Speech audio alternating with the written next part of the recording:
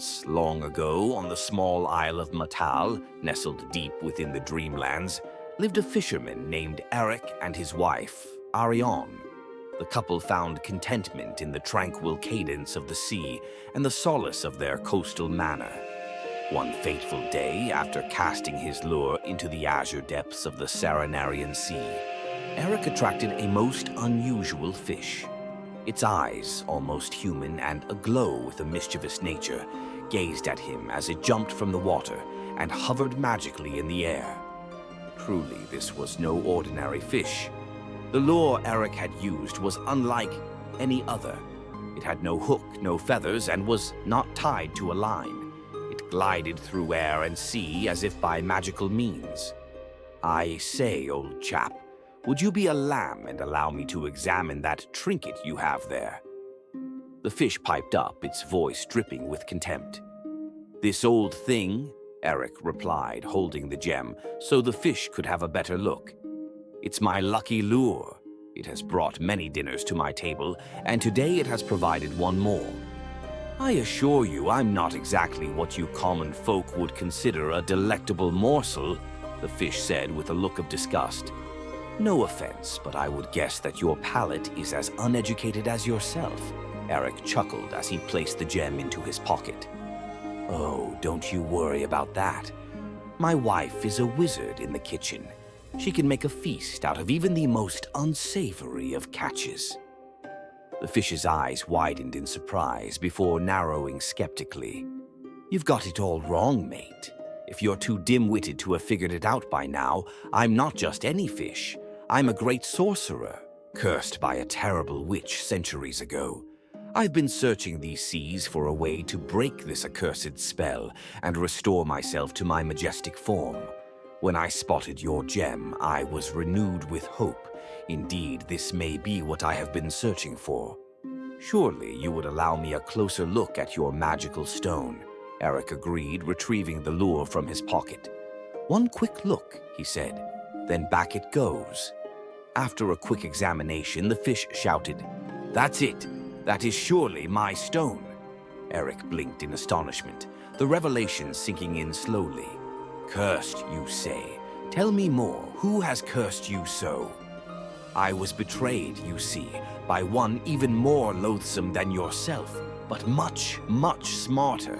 A witch of dark and sinister power." The fish paused to craft his tale. "I was hoodwinked, my land stolen, and my fortunes seized. The witch pilfered my amulet and used it against me. That amulet contained a very special stone, the gem you now hold, I am sure of it. That conniving witch used its power against me, transforming me into a lower fish before casting me into the sea." "So," Eric replied with a grin, "you were an innocent done wrong by the foulest of magic, a saint among sinners?" The fish nodded solemnly. "Indeed. And even one as dull as you can see how tragic my plight is. Now, if you would be kind enough to lend me that stone, I'll break the curse and be on my way." "And what about me?" Eric asked. "What will I have in return?" "I will fetch gold and jewels from the ocean floor. I will fill your boat with riches." Eric shook his head, his weathered face resolute. "Sorry, chum, but I've got all I need. My wife and I have worked hard and have saved for our future. We are quite content with what we have, and have little use for your gold. Besides, the weight of it would surely sink my boat, and I might drown." The magical fish meditated on how best to trick the fisherman. Gazing into the depths of the sea, he pondered his options. Once, he had been known as the strange wizard of Psychomond and the dark annoyer of budgies. In the southern Dreamlands, he was called the one who forgets to tie his shoes. And in the north, folks would whisper, "Shit, here comes Doug, pretend you don't see him." Most recently, before becoming a fish, he had served as the president of the Rickey fan club. But no one really liked him. Even among his fellow sorcerers, he was considered quite an asshole. Although he retained some spark of his former power, his fish brain was now very small, and each thought was slow to gestate. Eric broke the silence. "What will you do once you are freed from the curse?" "Well," replied the fish, "I will hunt down that filthy witch. I will put her in chains, then sell her to the moon beasts. Better yet, I will skin her alive and feed her piece by piece to the spiders of Leng. I will make sure that no one else is harmed by her wicked enchantments." "You will destroy your tormentor?" Eric asked with a smile. "I could not be part of such a plan. I think I shall keep my gem close, as it has served me well these many years." The fish pondered for a moment before a mischievous grin spread across its fishy lips. "Ah, but what if I were to grant you a wish? A simple one, mind you, given my current predicament. You see, my powers have been greatly reduced as I am now confined to this aquatic form. However, I give you my word that once free, I will grant you anything within my power. And once I have returned to my former glory, I will come back and surprise you with the true gift that you deserve." Eric was not easily fooled. "Am I to trust you then? How do I know that you will fulfill your promise?" "I am a sorcerer of the Red Temple," the fish exclaimed. "My word is worth more than the air you breathe, more than the skin on your feet or the eyes in your head. Even the lives of your wife and kin and the children they have borne have little value compared to my word." "And what of the surprise gift you spoke of?" Eric questioned. "One that you deserve," the fish replied with a sinister tone. "What you deserve and much more." Eric's eyes twinkled with intrigue. "One wish, you say? All right then, I've got just the thing. You may borrow my gem, and for my wish, you will provide my wife and me with a fine supper." The fish blinked, momentarily taken aback by the simplicity of the wish. But before he could utter another word, Eric grabbed him by his lip and with a motion quick and true, buried the stone deep into its throat. "There," he said. "Now you have the gem and have provided my wife and I with a lovely dinner." Upon returning home, Eric presented Arion with his catch. "Ha!" she said. "You have found him."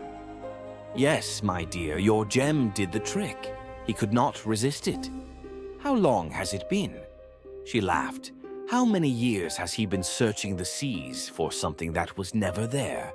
Eric replied. "Over 200 years." Arion gave her husband a kiss, her smile wide and genuine. 200 years of avoiding sea serpents, dodging the fisherman's net, and swimming in his own toilet. 200 miserable years drinking his own bathwater and eating bugs. "Surely he has suffered the tortures of the damned," said Eric. "And well deserved," replied Arion. "Oh, how he planned his revenge," Eric laughed. "He had no idea who I was or who I married. Well, now we shall show this murderer mercy. We will free him from my curse." That evening, Eric and his wife enjoyed a meal unlike any other. The fish, true to its word, had an unsavory taste, but Arion's skills were truly magical, and she was able to provide a culinary delight, though its magical properties left them with a mildly unsettled stomach as they sat by the warm glow of the hearth. Contentment filled their hearts, knowing that sometimes the greatest riches could be found in the simplest of pleasures.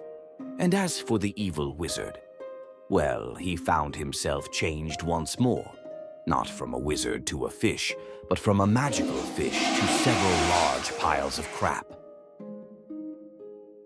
That was the true story of the stupid wizard fish. Now letters from real folks just like you. Hi, my name is Lisa. Many of you may know me as the head racketeer of the Rickey Rat Cult. Club. It's a club, not a cult at all. Anyway, I am also the assistant editor here at True Stories. And one of my many jobs is to host this segment we call Letters to the Editor, where I read some of the mail sent to us by racketeers from around the multiverse. So let's get started. Hello. I would just like to know if you guys would consider using a story that was only 99% true. Chris P.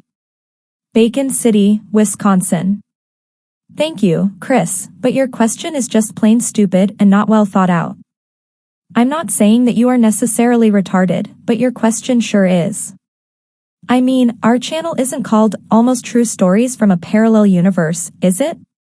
Next time think before you ask stupid questions. Dear Sir or Madam. Greetings. I love your channel but find some of the stories a little far-fetched. How well do you fact-check? Do you vet your contributors?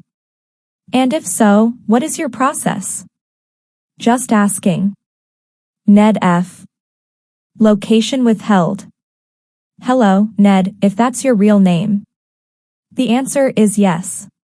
As you know, these stories are sent to us from all around the multiverse, and what might seem a far-fetched in your world may be quite commonplace elsewhere. We are always looking for volunteers to help us check the validity of the stories we receive. However, as I am sure you are aware, traveling to other universes can take a long time, and the possibility of returning to one's own home world is so unlikely that, well, you get the point.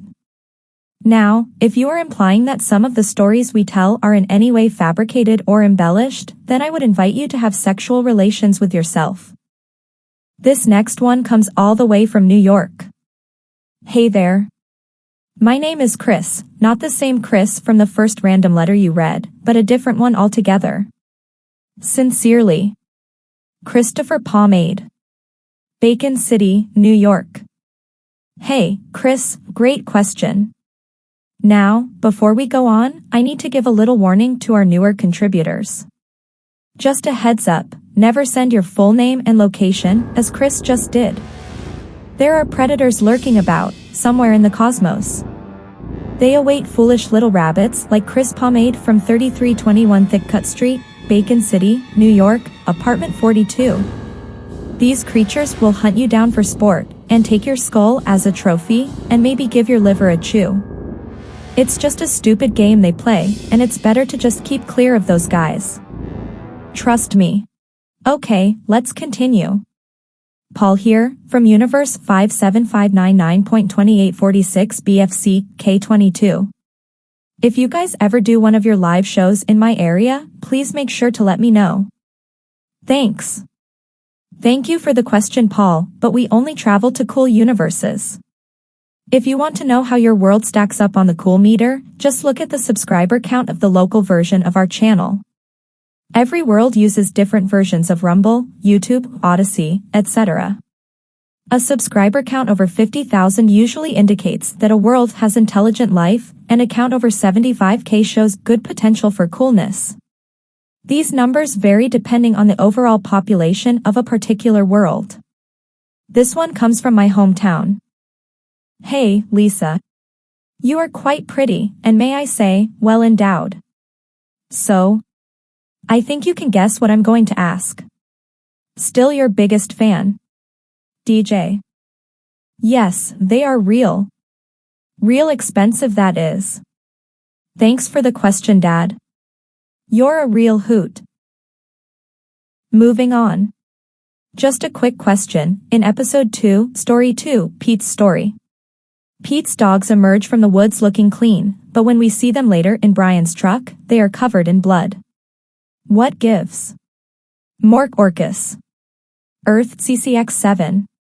Thanks for the question, Mork. It is rare to receive actual photos from other worlds, as transmitting such files over large distances is cost prohibitive. A single photo might set you back 50 Locknars or so, and you can just forget about video. Then there's the toll for the wormholes, the cost of the software needed to convert images from otherworldly formats, and the immense amount of power it takes to quantify and transport such mass at transwarp speeds. So yes, you are bound to find continuity errors from time to time, as it's much more cost-effective to create images and videos locally using AI. After all, most of us are just stupid humanoids, and we make mistakes. Is that what you wanted to hear? Do you feel better about yourself now? Does your wiener seem bigger somehow? To the editor. How can I support your channel? I just couldn't live without it. In fact, your transmissions power my life support systems, and I would die a slow, horrible death without them. Rick M. Somewhere on Migo. Hello Rick, there are several ways you can keep the channel alive. First, you could visit our sponsor, theatomicskull.com, and buy some cool crap from them. If you are too poor to afford stuff, or are too lame to want cool shit, then you could always name us in your will. At the very least, you could like, subscribe, share, and comment. We hope to reach 1 million new subscribers by the end of the month, which would really be swell. You could also join the Rickey Rat Club. It's free and there are a ton of perks. However, no one will recognize you as a member unless you are wearing one of our shirts, which are available through theatomicskull.com. Dear sirs, what weighs more, a ton of dogs or a ton of carrots? Mikey G. Southern Carcosa. Thanks for the question, Mikey.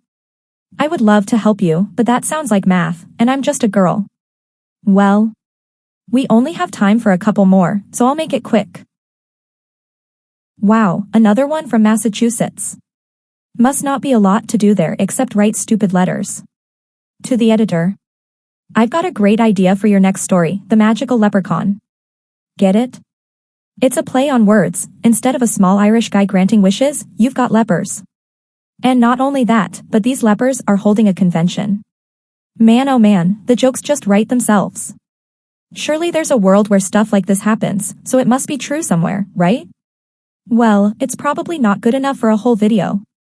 Maybe a short feature tacked on the backside of a two-parter, or dump it into a letters to the editor piece with all the other stupid crap not good enough for the full story treatment. Wait a minute, I just figured it out. You guys suck. Cancel my subscription. Love and kisses. Lord Featherbottom Esquire. Innsmouth, Mass. Great stuff about the lepers, but we will need witness testimony as to its authenticity, or the assholes over at Legal will reject it. To whom it may concern. I like that girl from the True Alien Abductions video.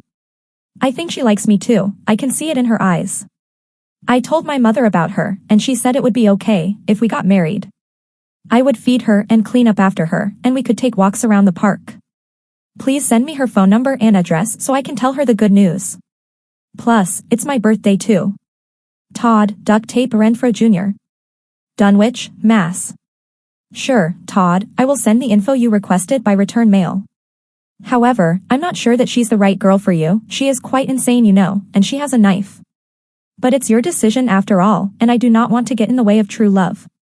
Just be forewarned that we used several models to play Jill in that story, and they were all AI generated, so you may experience some challenges in the relationship. Well, that's all the time we have. Thank you for tuning in. And remember to like and subscribe so that we may continue to produce these videos. Don't forget to visit theatomicskull.com and pick up some of their cool stuff. Seriously, go there now and get 2 of everything, then maybe people will like you and you'll have friends. Maybe you will even meet a doctor who might one day save your life, then you could say, wow. That Lisa chick really did me a solid. I am alive now because of her. Damn, she's a good egg.